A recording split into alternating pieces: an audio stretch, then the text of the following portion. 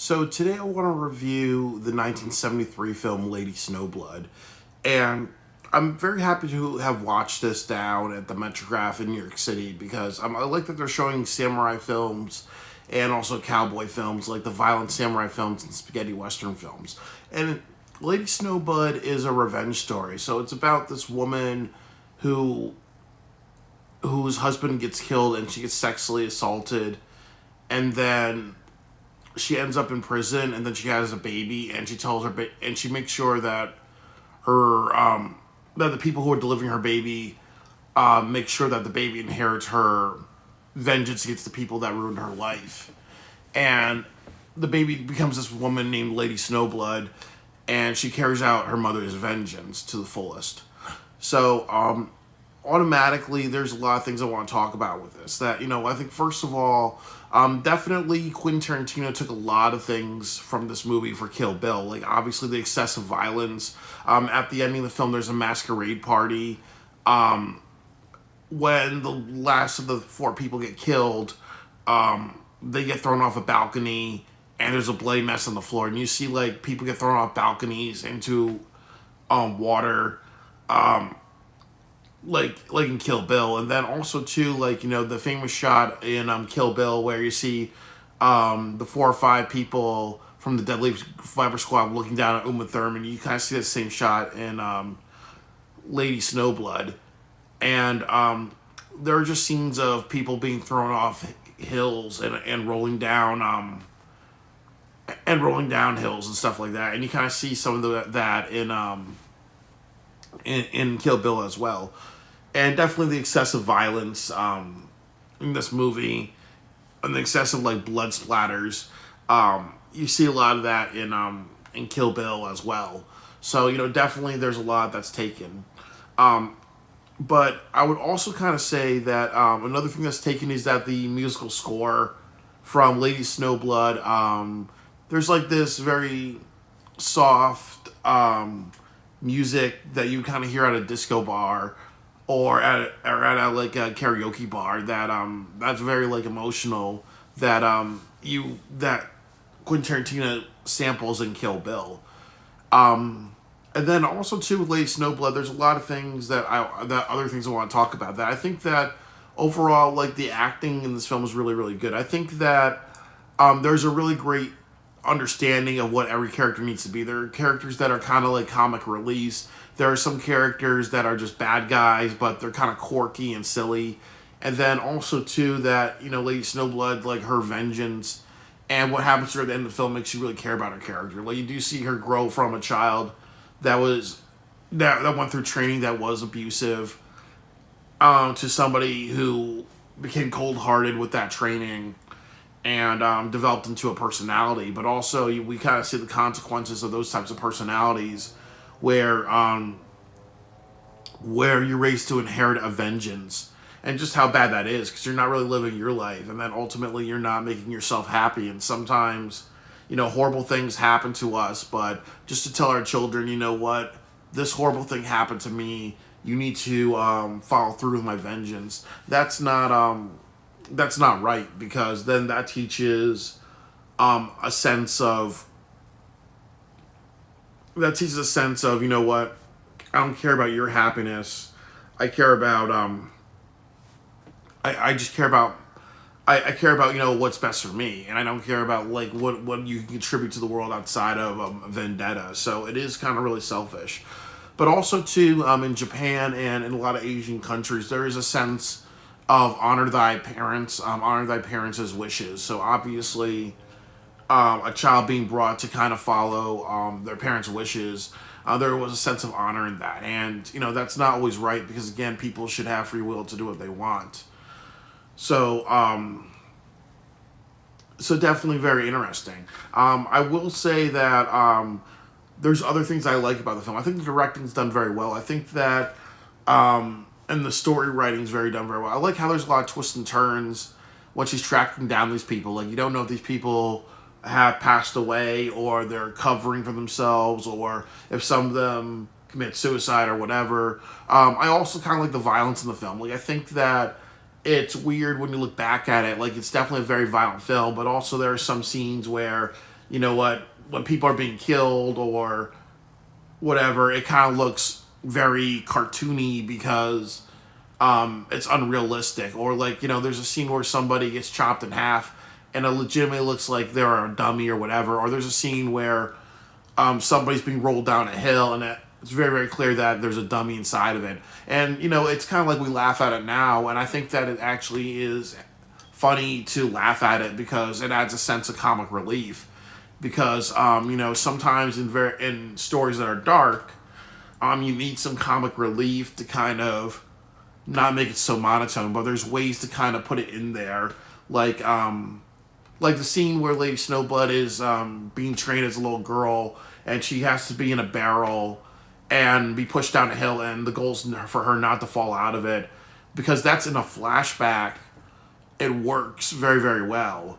To have like that scene where it's actually dummy in the barrel, and we all know it's kind of fake. Then it kind of makes it kind of funny. Or there's a scene later in the film where she meets this writer, who writes her story in the newspaper, and this character is kind of like comical and a little silly, so we kind of feel for that. And then also there's a chase scene at the end, and it kind of goes between it's a revenge thing, so it kind of goes between, you know, somebody trying to outfox her and other people to get away. So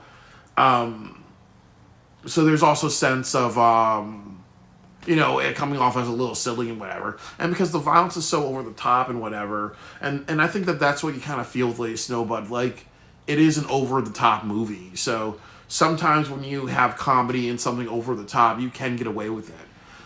That's why I think Quentin Tarantino is a great director, because even in scenes, even in Pulp Fiction and other movies like that, he can be over the top with the violence. But because he's so over the top with the violence and how ridiculous some of the things that happen in the stories are, that they're all over the top stuff, that you can kind of get away with. You can get away with. You can get away with it. You can get away with adding humor into something that's not humor, because automatically it's an absurd story with a lot of violence, and then a layer of humor on it helps it out. I do think that I'm very interested this week in actually watching the part 2 of it, which is unfortunately not the Metrograph, but it's at but something you buy online.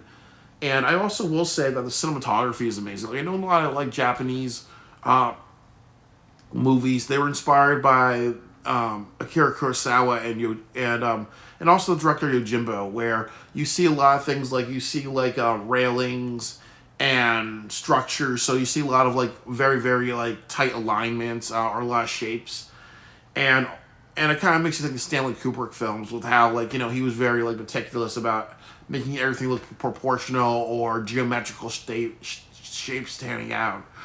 And also too, like, the color design is done very well. Like, I think like the cinematography's done very well. I like seeing like the blues of the oceans. I also kind of like that was filmed that was filmed on film.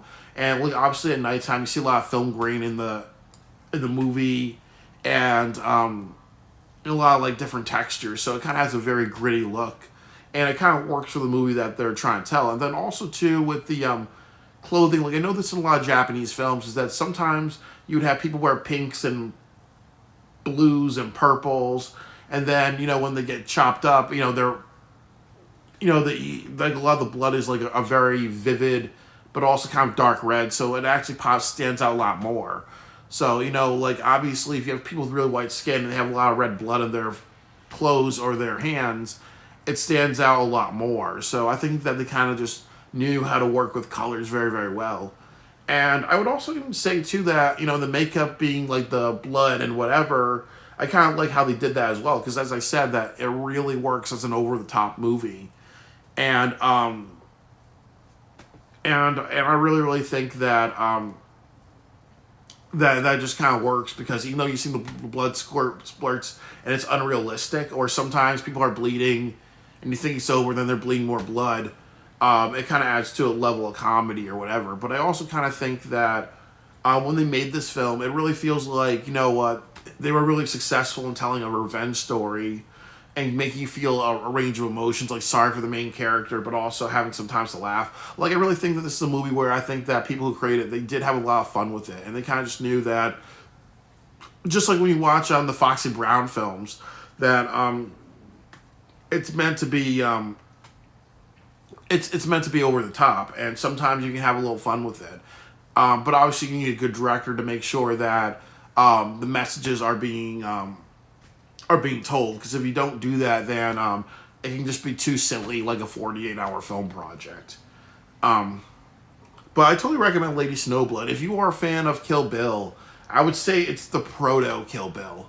It's really, really worth watching. It's a very amazing film, and I also think that I want to talk about it, and I'm happy that I'm watching it because it kind of can open people who like this type of movie into watching other samurai movies or other like movies in Japan or other places. Because like there is a huge film history. There's a lot of great genres of film before you were born, and I think that unfortunately when we watch like American Movie Channel or Turner Classic Movies or other things like that, you'll never find films like this. A lot of these films are actually kind of very untalked about. Like I think that, and I hate saying this, that Quentin Tarantino is the only person in history that's kind of brought attention to these genres, because without Kill Bill, like Kill Bill may be his most important film in the sense that his second most important film. Like Pulp Fiction really inspired nonlinear storytelling. It inspired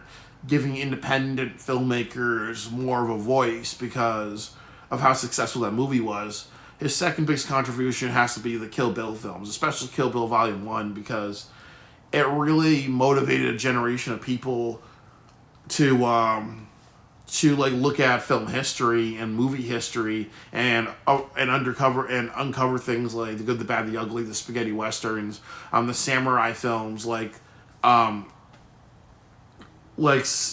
Samurai Yojimbo, and then revenge films like Lady Snowblood. So I thank Quentin Tarantino personally for inspiring a generation to look at film history and to show how fun it can be. But also, the other thing that I will say with this movie is that it really holds up. It's really an entertaining movie. And I really enjoyed it, and I think it's worth watching for anybody. Lady Snowblood is a very, very awesome movie, and it's worth watching. So I'm happy that I watched it, and it's available on YouTube. So it's a great film.